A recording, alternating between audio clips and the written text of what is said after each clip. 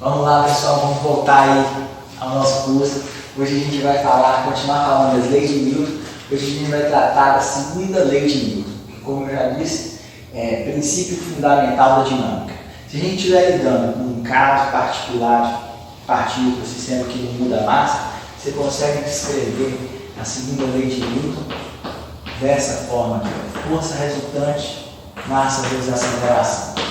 Força resultante sobre o corpo é igual à massa do corpo e a aceleração que o corpo sofre quando sujeito a essa força resultante.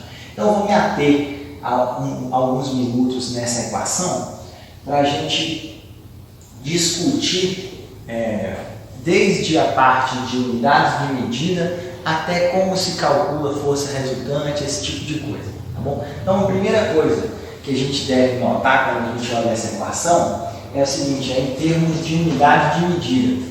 Se eu estiver olhando uma equação desse tipo, eu sei que isso aqui é um vetor, força resultante, do lado direito da equação, então, é um vetor, tem que ser um vetor, e ele tem que ter a mesma unidade do outro lado da equação. Então, se eu analisar isso aqui, ó, unidade de força, vou pegar o módulo aqui, ó, tem que ser igual a unidade de massa vezes unidade de aceleração. Isso aqui, então, vai ser unidade de massa vezes unidade de aceleração. No sistema internacional de medida, a gente tem que unidade de aceleração, no sistema internacional de unidades, a gente tem que unidade de aceleração é unidade de velocidade, vou colocar apenas aqui, unidade de velocidade dividido por unidade de tempo. E unidade de velocidade é unidade de distância sobre tempo. Então aqui eu tenho unidade de distância sobre unidade de tempo dividido por unidade de tempo. Então, unidade de aceleração, o SI, distância é metro, tempo é dado em segundo, então isso aqui dá metro por segundo. Então é metro por segundo ao quadrado.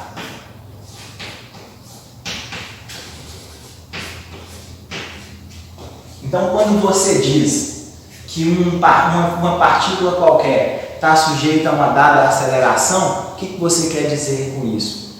Se você estiver lidando com metro por segundo ao quadrado, naquela unidade de medida, quer dizer que a cada segundo o valor da velocidade da sua partícula é incrementado por aquele número. Então, imagine um objeto em queda livre, a gente vai tratar isso. Quando você solta um objeto, a gente diz que ele está em queda livre, sujeito à atração gravitacional. Então, a aceleração da gravidade é em torno de 10 metros por segundo ao quadrado, próximo à superfície da Terra, 9,81. Então, isso quer dizer o seguinte, que a cada segundo a velocidade do objeto é incrementada de 9,81 metros por segundo. E a ideia de aceleração é essa. Então, se a gente voltar com isso para cá, unidade de força vai ser unidade de massa vezes unidade de aceleração. No SI também, unidade de massa é o quilograma. Então, unidade de força vai ser quilograma vezes metro por segundo ao quadrado. A interpretação que a gente faz disso é o seguinte: quando você tiver uma partícula sujeita, uma partícula de 1 kg, e ela se sujeitar a uma velocidade de 1 metro por segundo ao quadrado, quer dizer que a força que essa partícula está sofrendo é de 1 Newton. Isso a gente chama de Newton. Eu disse, na realidade, eu disse de trás para frente. A interpretação, no final das contas, é o seguinte: se você tem uma partícula de 1 kg e ela estiver sofrendo a força de 1 Newton, a aceleração que ela vai se sujeitar é de 1 metro por segundo ao quadrado, tá bom? Então a gente chama de 1 kg vezes metro por segundo ao quadrado de 1 Newton. Essa é a unidade de força no sistema internacional de medida, em homenagem ao físico Isaac Newton, né, das leis de Newton, tá bom? Então, primeira análise de unidade de medida está ali.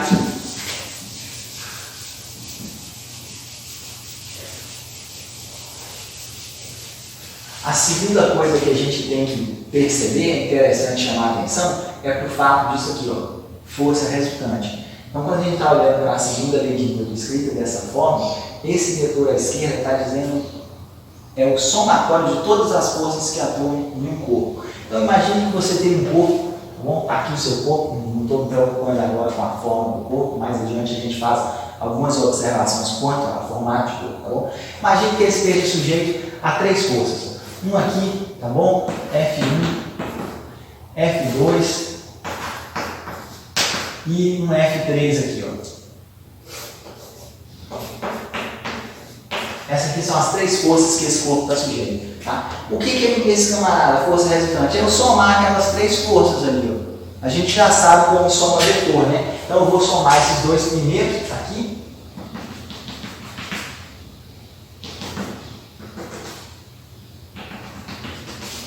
Aqui, ó.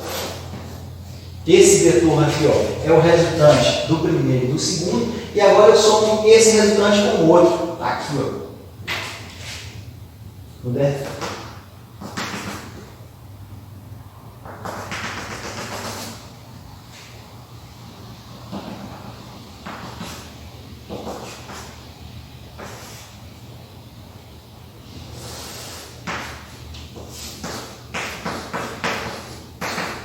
Esse, então, é só um esboço, tá bom? Não tem nada com muita precisão ali, não. É só um esboço para a gente ver como funciona. Então, aquele F resultante ali é a soma de todas as forças, F1, F2 e F3. E isso é a massa do corpo vezes a aceleração que ele está sujeito. Então, se a força resultante está nessa direção aqui, ó, a direção é definida pela reta aqui, a gente já sabe que a aceleração que a partícula vai sofrer está ao longo dessa mesma reta e no mesmo sentido da força. Pronto. É basicamente assim que a gente tem que pensar. Entendido isso, eu vou passar agora para um problema prático e bem simples, onde a gente pode discutir vários outros detalhes, aspectos também da segunda lei de Newton, tá? E eu vou utilizar esse mesmo exemplo mais adiante, quando a gente for falar da terceira lei de Newton. Então, o resultado desse exemplo a gente mantém em mente para usar mais adiante. Bom, vou escrever, vou fazer um desenho aqui. Imagine a seguinte figura.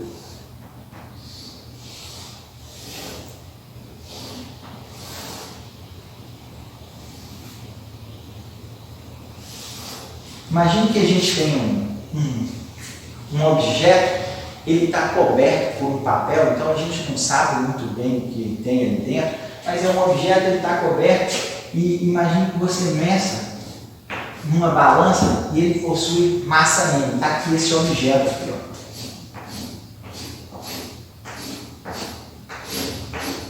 E por algum motivo ele consegue deslizar sobre essa superfície aqui livremente. Ele não tem, o contato é mínimo com essa superfície, então ele consegue deslizar. E esse objeto vai estar sujeito a uma força F. Dessa forma, tá bom? Bom, então o objetivo é descrever, é resolver esse sistema. Quando eu digo resolver, eu vou resolver em termos de segunda lei de Newton desse sistema, tá bom? Vou resolver esse sistema. Como a gente faz? Eu vou simplesmente aplicar essa segunda lei. Mas para aplicar essa segunda lei, o primeiro passo que você tem que fazer é definir qual sistema de coordenadas você vai usar. Então, lógico que eu vou usar um sistema de coordenadas cartesiano, que o movimento vai estar limitado a essa superfície horizontal, eu inclusive vou ter um movimento unidimensional aqui, ó, só numa direção. Quando a gente for atacar qualquer problema de dinâmica, usando leis de Newton, é muito interessante a gente sempre escolher, é uma estratégia isso aqui, facilita a vida da gente, a gente escolhe o eixo X sempre no sentido da aceleração do meu sistema. Isso vai facilitar a vida da gente. Então está aqui o meu sistema de coordenadas, vai ser cartesiano. Eu vou ter um eixo Y aqui na vertical e um eixo X aqui na horizontal. Meu referencial vai ser o referencial de laboratório. Eu vou estar parado aqui com relação à Terra, olhando aquele objeto se deslocar, tá bom? Esse é o nosso referencial. Já escolhi, então, meu sistema de coordenadas, já escolhi meu referencial. Próximo passo, eu vou equacionar o problema. E para equacionar o problema, a gente tem que olhar a seguinte coisa. Existe rotação ali, o objeto está girando? O objeto não está girando. O único movimento que tem ali é de translação. Quando você estiver lidando com um movimento único e exclusivo de translação, você pode desprezar o formato do objeto e pensar nesse objeto como um ponto material. Esquece as vizinhanças, então. Então você vai pegar e descrever seu objeto como fosse um ponto material, tá bom? E depois disso, você vai descrever todas as forças que atuam naquele objeto como atuando naquele ponto material. Tá bom? Então, para fazer isso, eu já sei o seguinte: essa força F atua aqui, tá? Eu ainda não sei muito bem como funciona, a gente não discutiu ainda, mas a Terra está puxando esse objeto aqui, ó, uma força que que a gente chama de força gravitacional, tá bom? E por alguma forma, de qualquer forma também, de uma forma também, a superfície do solo está empurrando esse objeto aqui para cima. Com uma força que eu vou chamar de Fm. Esse diagrama a gente chama de diagrama de corpo livre. Então, sempre que você estiver lidando única e exclusivamente com translação, você descreve primeiro o diagrama de corpo livre. Lógico, primeiro depois de ver a questão do referencial e do sistema de coordenadas. Próximo passo é descrever o diagrama de corpo livre. O que vem a ser o diagrama de corpo livre, então, é você pegar seu objeto, ou os objetos que você estiver analisando, tá bom? A dinâmica. Você esquece a vizinhança, imagina ele apenas como um ponto e todas as forças que atuam no seu objeto passam a atuar naquele ponto.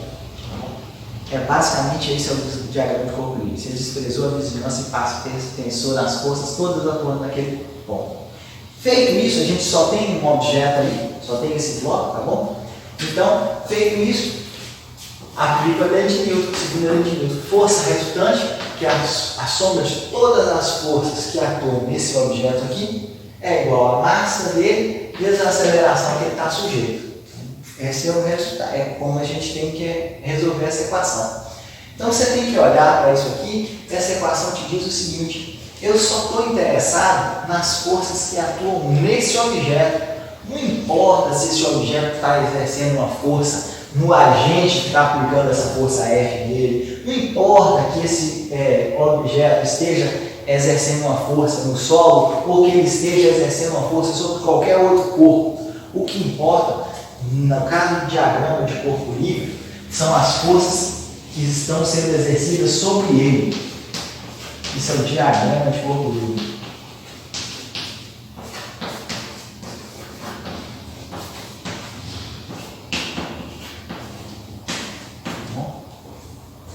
O passo seguinte é a gente pegar e decompor aqueles vetores que aparecem aí com relação ao meu sistema de coordenadas. Então, o meu força resultante é igual a Fm mais Fg mais F, tá bom? Então, eu vou pegar e descrever Fn, Fg e F com relação a esse diagrama aqui. Aqui o meu eixo Y, aqui o meu eixo X, esse é o meu sistema de coordenadas. Meu Fn, eu não sei quanto ele vale. Até agora eu não faço ideia, mas eu sei que ele é um vetor, ele possui um módulo, que é Fn, tá vendo o módulo dele aqui, ó? Ele está ao longo da direção Y e ele aponta no sentido positivo de Y. Eu sei que o sentido positivo de Y é descrito por esse vetor aqui, ó, J, com o acento circunflexo em cima, o J chapéu, tá bom? Depois eu passo para o meu Fg, a tração gravitacional que esse corpo está sofrendo. Eu não sei quanto vale esse Fg, mas eu sei que ele tem um módulo Fg. Ele tem uma direção que está no eixo Y e sentido negativo do eixo Y. Aqui, o menos J. E por fim, eu tenho o meu vetor F. Só uma correção, eu coloquei aqui M, tá bom? Então eu vou substituir aqui por M maiúsculo e aqui por M, só para manter um certo rigor aqui em matemática. Eu não sei quanto vale esse meu vetor F, tá bom? Mas eu já sei que ele vale F e ele aponta na direção I, sentido positivo, ao longo do eixo X, sentido positivo de X. Bom, agora eu já posso voltar com todos esses termos naquela equação. Então aqui eu tenho aqui,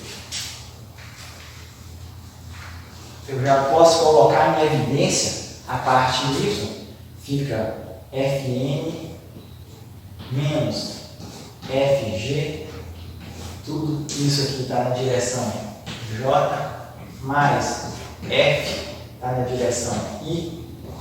Isso é igual a quem? Isso é igual a massa do meu objeto vezes a aceleração. A aceleração eu posso escrever uma componente em X e mais uma componente em YJ. Tá bom? Essa componente em YJ, a componente em Y da aceleração, ela é nula, porque o movimento do meu objeto acontece só na horizontal. Então eu já sei que o meu AY é igual a zero, tá bom? Então, por igualdade de vetor, tudo que é componente J do lado esquerdo da equação, eu igualo ao componente J do lado direito. Tudo que é componente I do lado esquerdo, eu igualo ao componente I do lado direito. Quando a gente faz essa igualdade de vetores, então, eu chego à conclusão que F é igual a M AX. X é o índice aqui, ó, que a aceleração só está em X. E Fn menos Fg é igual a zero. Então essas aqui são as equações que eu chego. Aqui eu já tiro a conclusão que a força normal é igual à força gravitacional, tá bom? E aqui eu tenho a equação da dinâmica do meu movimento. O módulo dessa força que está sendo aplicada na horizontal é a massa do meu objeto vezes a aceleração que ele sofre ao longo do eixo X. Tá bom? Bom, se eu tivesse valores numéricos, eu substituiria aqui nessa equação e resolveria, achava quem era a aceleração dada no valor de força e no valor de massa. Tá bom? Se eu voltasse para a cinemática, eu conseguiria descrever a posição dessa partícula em termos do tempo, porque eu sei a aceleração, mas enfim, o objetivo aqui, nesse caso, chega ao fim, porque eu não dei um valor explícito para a massa e para a aceleração, ou para a força e para a massa para achar a aceleração, tá bom? Mas a gente vai voltar nesse exercício mais adiante e vamos usar a introdução da terceira lei de Newton. O fato é que, à primeira vista, quando a gente vê um exercício tão simples e feito de forma detalhada, a gente se fala, pô, precisava de tudo isso? E a resposta é, não precisava de tudo isso. Mas você não fazer tudo isso pode indicar que você não tem conhecimento do que você está fazendo. Tá bom? Então é bom que você, sempre que possível, faça as coisas de forma detalhada. Isso vai te ajudar. Tá? Bom, então vamos dar sequência à segunda lei de Newton.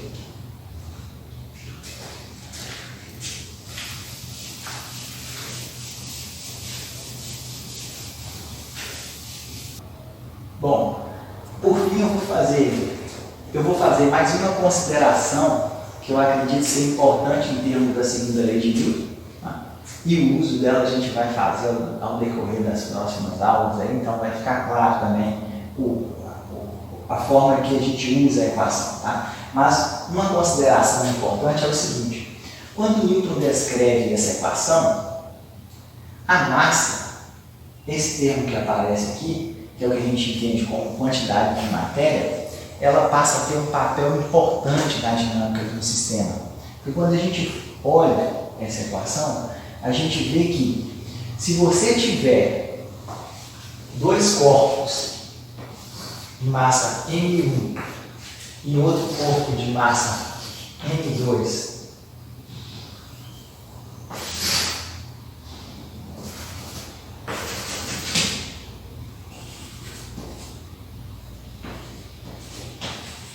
e esse corpo de massa M2 for maior que o corpo de massa M1, imagine que esses dois corpos estejam sujeitos à mesma força F.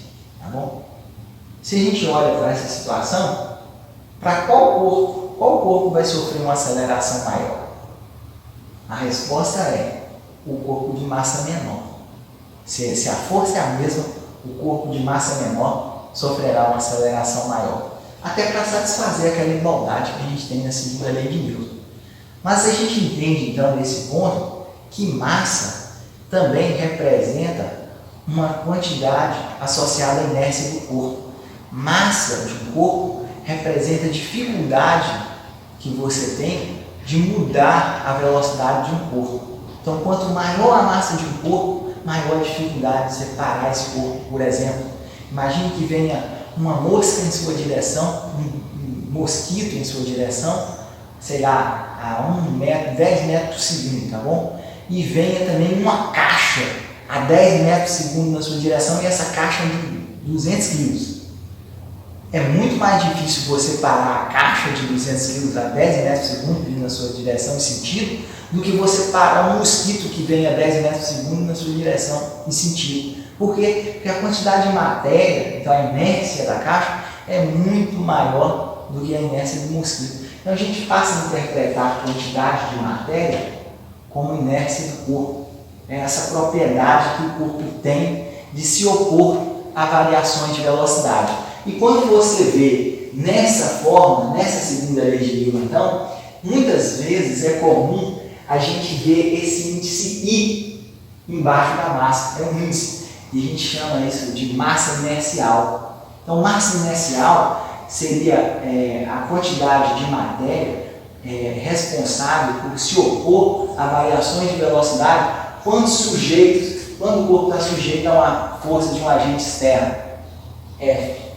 Tá bom? Então, é interessante a gente entender isso. Depois a gente vai fazer uma discussão entre esse tipo de massa e outra massa que aparece, que é aquela da interação gravitacional, que a gente já começou a conversar.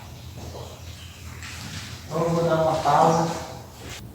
Bom, dando continuidade aí, a gente pode classificar as várias forças que aparecem na natureza em forma de 4 tipos de interações. A gente chama de 4 tipos de interações fundamentais. A primeira delas é a interação gravitacional, a força gravitacional, que a gente vai ver com um pouco mais de detalhe no próximo encontro.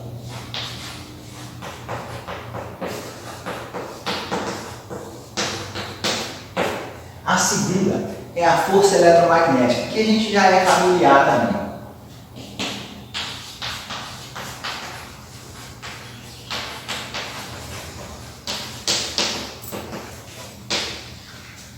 A terceira delas é a força nuclear forte.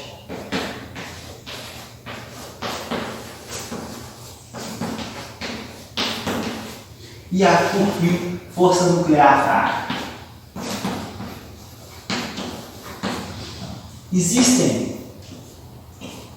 A gente consegue descrever força de duas formas. A gente consegue classificar as forças de duas formas. Ou a gente classifica em termos do tipo de interação fundamental, ou a gente classifica como sendo conservativa ou não conservativa. Essa interação, essa forma conservativa e não conservativa, a gente fala mais adiante. A gente vai abrir um parênteses só para comentar rapidamente sobre esses tipos de interação. Tá bom? A força de interação gravitacional, ela é devido a Newton. Foi Newton que propôs, no mesmo livro que ele descreve as 3 leis de Newton, no princípio, ele propôs também um modelo para interação gravitacional. Basicamente, é como um corpo enxerga o outro, como uma quantidade de matéria enxerga a outra. O Newton propôs que, se você tiver corpos Imagine corpos pontuais no espaço, com massas bem localizadas, tá bom? Distantes de R. Então tá aqui. Essa aqui, ó, é a distância entre os seus corpos, tá? Eu vou descrever aqui um sistema de coordenadas Z, X, Y, tá bom? Esse aqui, ó, é um vetor R1, o raio vetor que localiza a partícula 1. Esse aqui, ó, é o meu vetor R2. Esse aqui, ó, é o vetor, vou chamar de R', tá? Que é simplesmente R2 menos R1, tá bom? O Newton propôs um modelo da seguinte forma para a interação gravitacional. A força gravitacional do corpo 1 sobre o corpo 2 é dada por uma constante gravitacional G. A gente vai falar dessa constante gravitacional daqui a pouquinho. Produto das massas do corpo 1 pelo corpo 2 dividido por R' ao quadrado.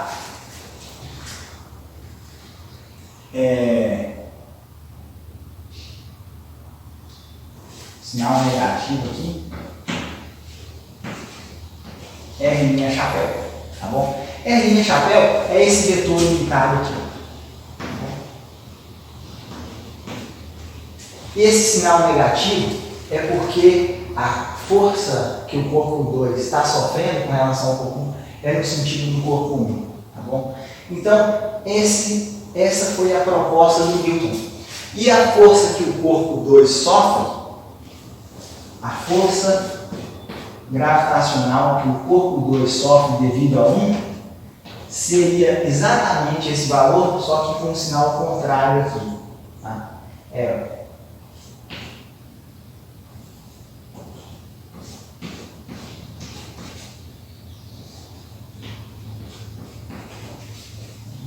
O fato é que, se a gente pensar em termos de módulo, a força gravitacional em termos de módulo é simplesmente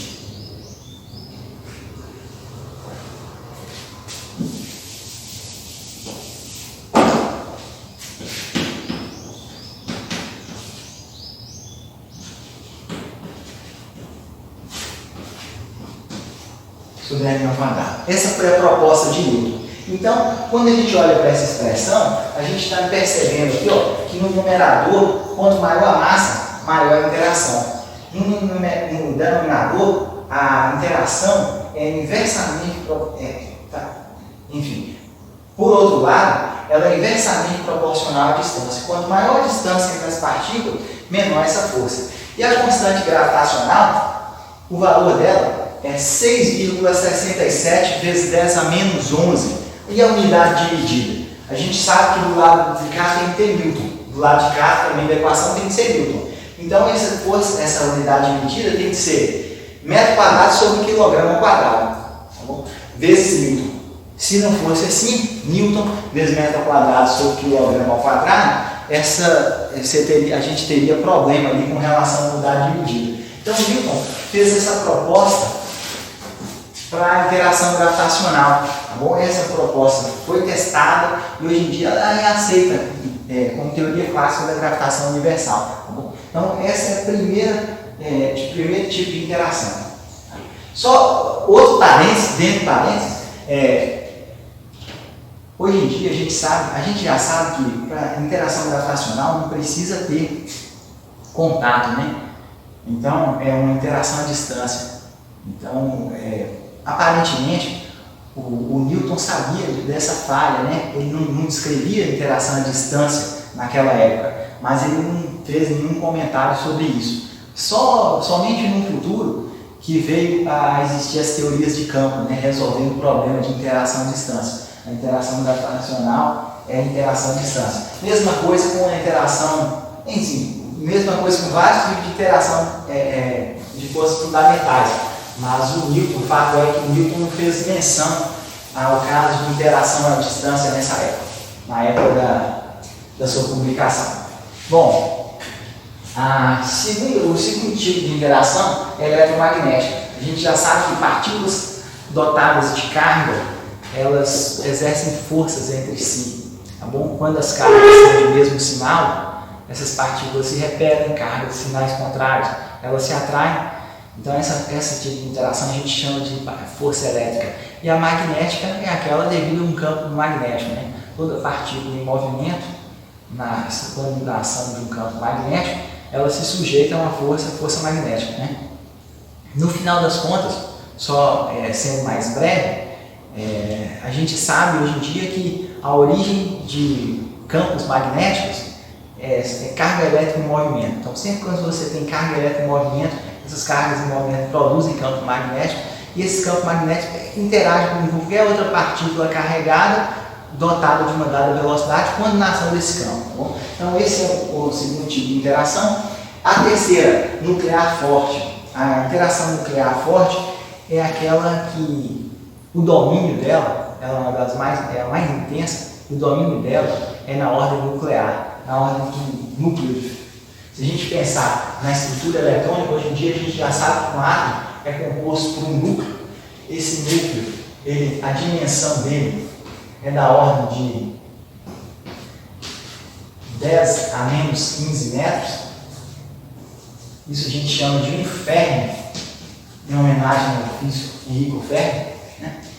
E tem uma eletrosfera que é ao seu redor, tá bom? Se a gente olhar essa outra dimensão aqui, ó, é da ordem de 10 a menos 10 metros, ou anos, tá bom? Então, se a gente olhar em termos de dimensão atômica, e a gente pensar na constituição da matéria como átomos, e olha para o núcleo, um conjunto de cargas positivas muito próximas, né? Então, se só existisse força eletromagnética, o núcleo por si só ele não seria estável, né? Porque força repulsiva, a matéria ia desintegrar. Então tem que haver algum tipo de força ali dentro que naquela faixa de domínio, 10 a menos 15 metros, seja superior em termos de magnitude que a força eletromagnética. Então esse tipo de força a gente chama de força forte. Então força forte é aquela que garante a estabilidade da matéria, tá bom? Ela domina na região nuclear. E por fim, o último tipo de força é a interação nuclear fraca. Esse tipo de interação nuclear fraca, ela está associada a decaimento de partículas subatômicas. E a faixa de domínio dela é de 10 a menos 3 Fermi, ou 10 a menos 18 metros. Então,